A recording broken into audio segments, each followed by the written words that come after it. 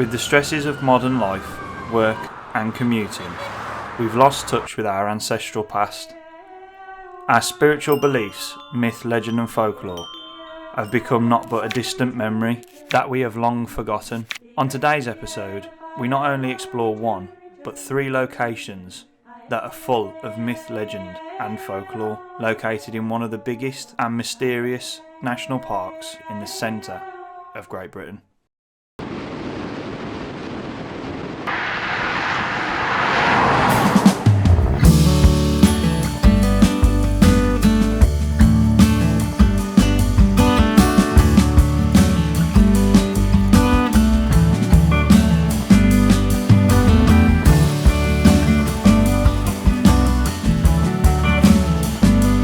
Right, so today we've come to the Peak District, which is located in central England. It's like smack bang in the middle.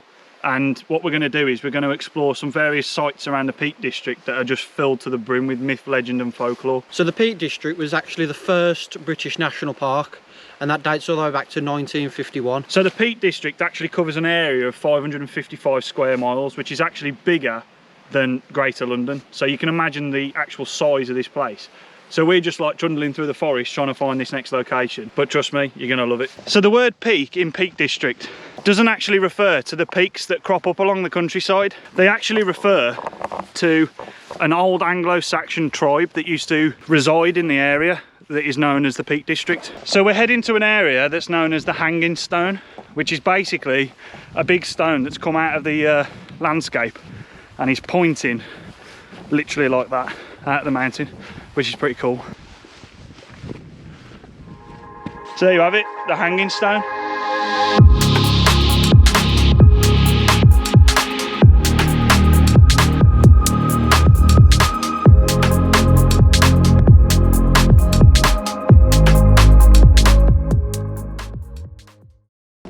So we just made it to the top of the Hanging Stone now, and we're currently 350 metres above sea level.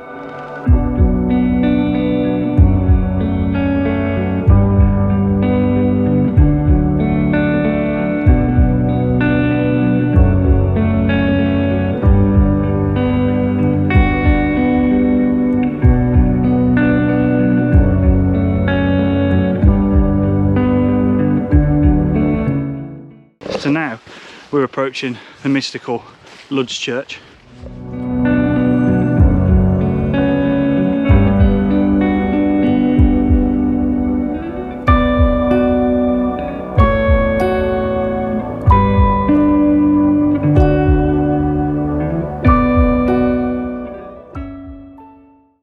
So basically Lud's Church, it's this cavern. And it's naturally occurring, it's obviously not man-made, which is more astounding. And apparently back in the day when the Christians outlawed pagans, they would come here to perform rituals to obviously not be slaughtered by the Christians. And allegedly, apparently, a bit later on, when the Catholics and Protestants were against each other, they also did the same. So apparently, back in the day, there used to be a lot of witchcraft that happened down here, and a lot of pagan rituals. And I've got to be honest, I'm not a very strong believer in certain stuff like that, but there's a certain energy being down here that you can feel it. So bit of a strange one.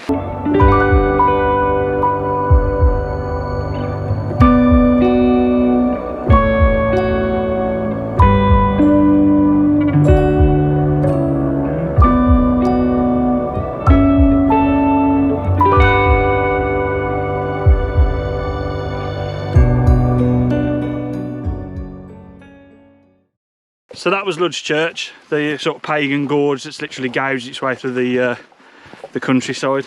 It's mad how it's formed, to be honest, because it's just massive. I mean, the first one that you saw, it was like quite small and narrow, and like Luke said, he said that was enough really. And then when we walked a bit further, we found that one and we're like, wow. So now, because we're slowly running out of time and the mist descending on us, we're walking back to the car, and then we're going to head down to the next location, another natural formation, which is literally, it just shows all across the landscape. You can see it from miles away, but we're going to head there now just so we got enough light and visibility so you can see it. So as you can see, there's Thor's cave, I knew it was big, but I didn't realise it was that big. But we got to walk literally all the way around and up this like mountainside just to get to it. So Thor's cave isn't actually named after Thor the god. It's actually Thor's cave, which is obviously meaning hill. However, I read somewhere else that apparently it's Thurs cave, as in Thurs, which actually in native tongue means goblin. So it's Goblin's cave.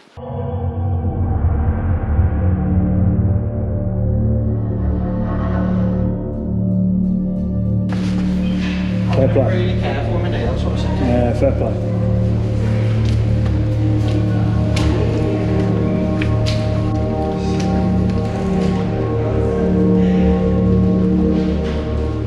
Alright, need to show it off for it. You Mr. Spider-Man. Wait, carry on around it. You joke. No.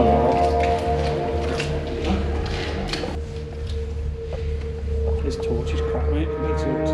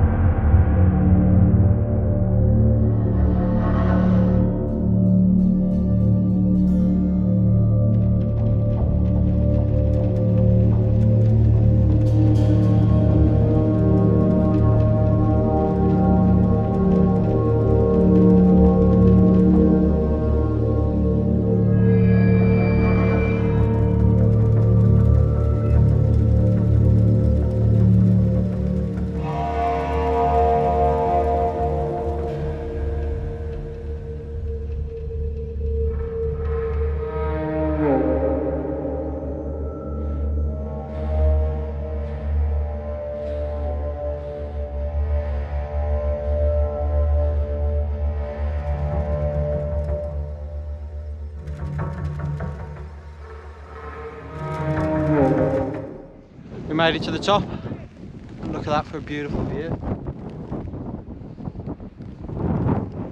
So we just read a little sign just before we started walking up. It said that all this here was underwater 280 million years ago, and that actually at the bottom there was reefs, like coral reefs, and that this land around that time would have been south of the equator, which is just amazing when you think of 280 million years ago.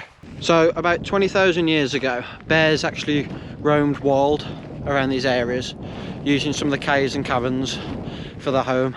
And they know this because experts found skeletal remains when excavation was carried out in the caves. And that's crazy to think, really, because only 3,000 years ago all the bears went extinct, and that's around the Bronze Age. So it's scary because that's not that long ago.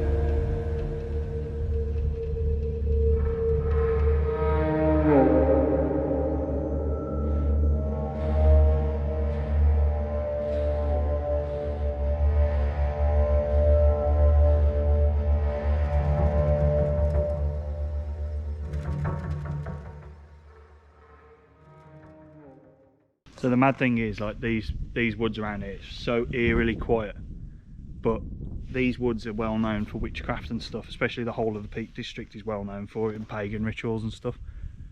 And I know there was a couple of lads like pissing about down there and they were screaming, but it just adds that like on edge feeling around these woods that you just don't know what's going around every corner sort of thing. As you can see, it's pitch black, so we're walking around these woods and it's just like really terrifying. Let's go to the pub.